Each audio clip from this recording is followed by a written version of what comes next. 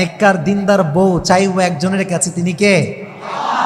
দেখুন, পৃথিবীতে অনেক কিছু মানুষ না চাইতে পেয়ে যায়, বাট দুটি জিনিস আল্লাহর কাছে চাইতে হয়। এক, নেক স্ত্রী। দুই হচ্ছে নেক সন্তান। রব্বি হাবলি মিনাস সলিহিন।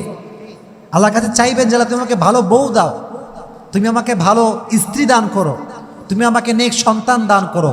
এই দোয়াটা করলে কবুল করবে একজন। আওয়াজ দিয়ে বলে তিনি কে?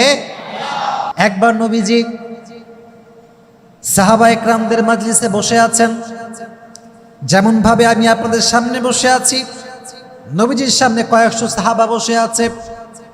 একজন যুবক সাহাবা এসে বলল, ইয়া রাসূলুল্লাহ, ইয়া হাবিবাল্লাহ, মান তুহিব্বু আকসার, who do you love most? নবী হে, আপনি সবচেয়ে বেশি কাকে ভালোবাসেন?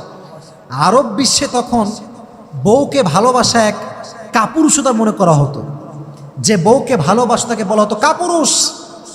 তৎকালীন সময়ে প্রথার মাঝখানে নবীজি সমস্ত প্রথাকে ভেঙে দিয়ে সবার সামনে বললেন, সাহাবা একরাম শোনো, উহিব্বু আয়েশাতা আকসার, আমি নবী আমার স্ত্রী আয়েশাকে সবচাইতে বেশি ভালোবাসি। সুবহানাল্লাহ পড়েন।